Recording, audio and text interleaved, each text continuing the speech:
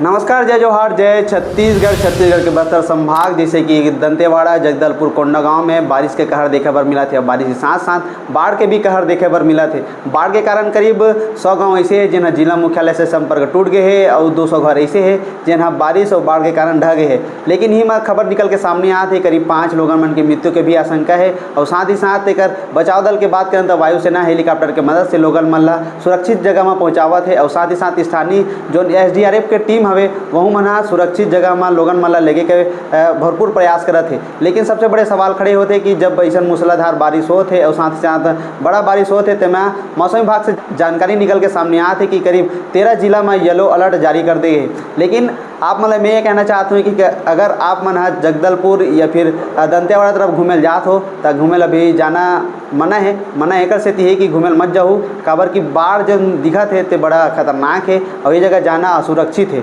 मैं अपने का विचार है कमेंट जरूर करूँ, हमारे चैनल सब्सक्राइब के साथ फॉलो भी करूँ। धन्यवाद।